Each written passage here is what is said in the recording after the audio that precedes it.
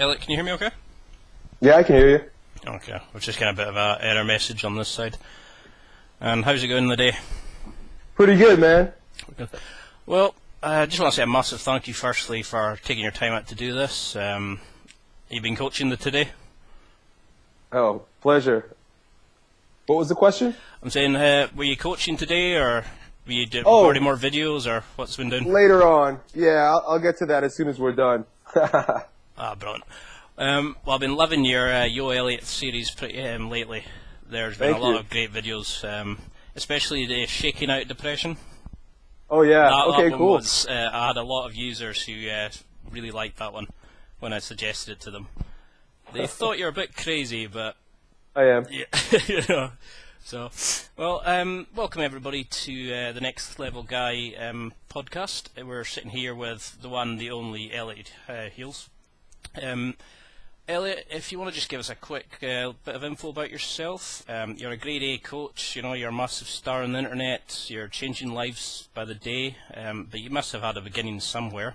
Can you tell us a little bit about how you got into coaching, how you got into shape, how your journey from just normal dude to internet phenomenon? It's funny, you say normal dude. I just had a conversation with a good friend of mine earlier today, and I'm still a normal dude. It's just that more people happen to know who I am. But to answer your question, I'd like to take you back to a tiny country in Central America called Belize. And it's a country that many people have not even heard of until very recently. But both of my parents are from Belize. And my dad grew up on a farm there. I mean, he didn't wear shoes. This is basically how the culture was back then. He didn't wear shoes. He climbed trees to pick coconuts, and he ate mangoes. And his dad was a pig farmer. My dad swung from vines, and he swam in rivers. He literally lived like a traditional lifestyle for pre-contemporary traditional lifestyle. My parents came to the United States. My mother's brother, who happened to be an accomplished martial artist. He was a black belt in Northern Shaolin Kung Fu. He was an accomplished gymnast, and he was a bodybuilder, and he was just incredibly athletic. Namely, genetics has a lot to do with it, but namely because he grew up in the country climbing trees and swinging from vines, came to the United States, came to Brooklyn, and he could kick everybody's asses in most athletic events. I'm not surprised.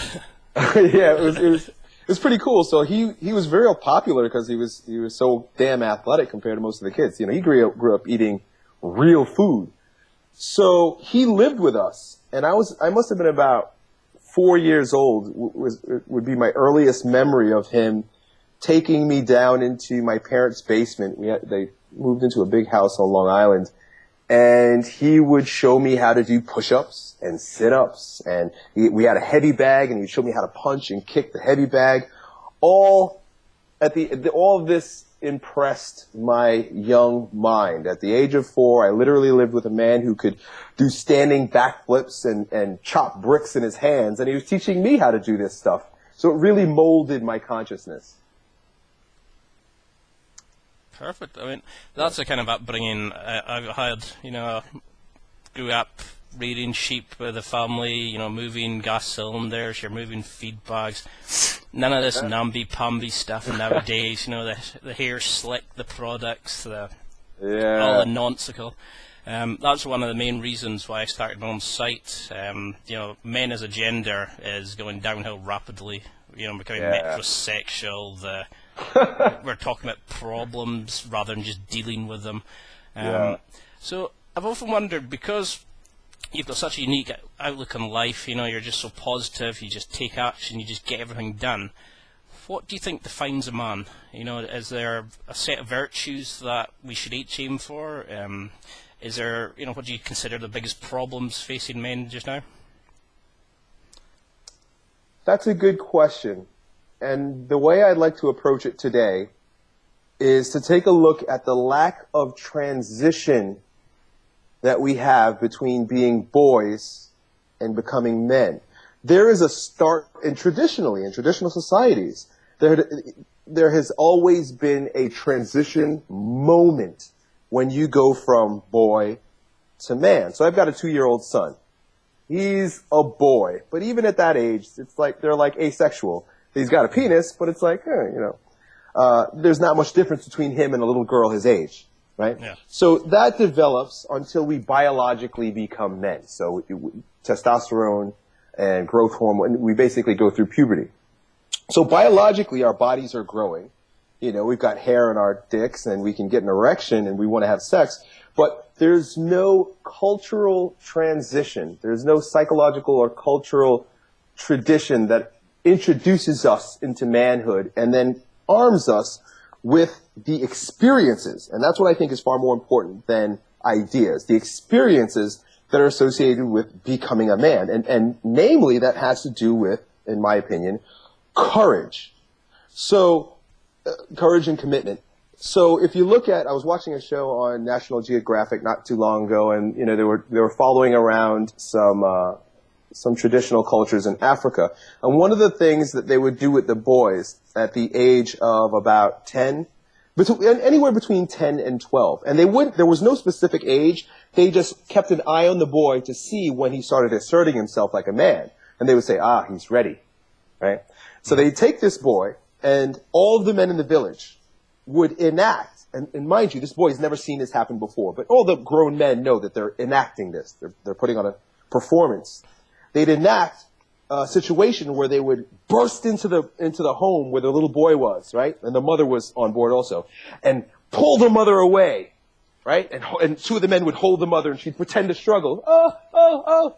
And the others would come, and they'd grab the boy and whisk him away from the mother. Now, the little boy doesn't know what the hell's going on. He's freaking out right now. The mom knows what's going on, and, the guys are all bumping shoulders. They're like, we got him. Let's take care of him. And they take him away. Now, that event is symbolic.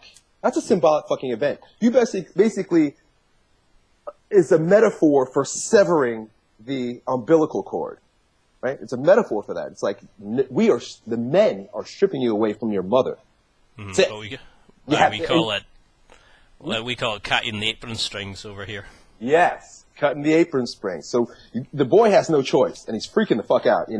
He's probably about 10 years old, 11 years old, and he just asserted himself as a man somehow, somewhere. He said something or did something that triggered this response in the older men.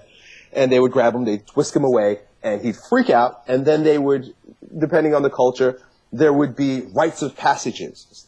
And they wouldn't allow him back into the culture, and back into the tribe, or easily at least, until he passed these rites of passage. And so for some of them, it was, you've got to go kill a lion. Now imagine this, You were not allowed back, and I remember this one specifically. I think this was not Alan Watts, this was Joseph Campbell, talked about how you could come back, but don't even look at a girl.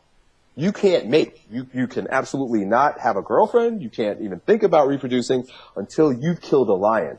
And if he even was trying to get friendly with girls, they would nope, you're not you, buddy. You didn't kill one.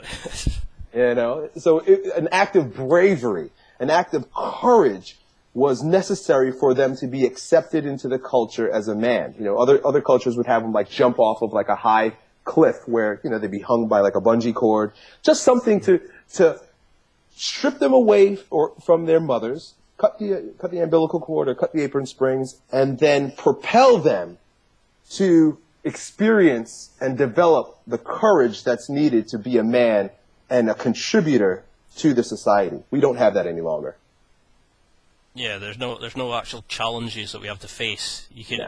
We're just picked by age rather than, sort of emotional maturity and. Yeah. So that's something I get quite a lot of nowadays. I get a lot of emails saying, I want to do this, I want to do that. Mm-hmm. My burning desire is to do X, Y, Z. But there's always something why, I've got a job that works too late, I've got kids, I can't do that because I've got depression, I can't do that because, but you're a busy man, you've got the business, you've got the blog, you've got the amazing Elliott series, you've got families. How do you do it?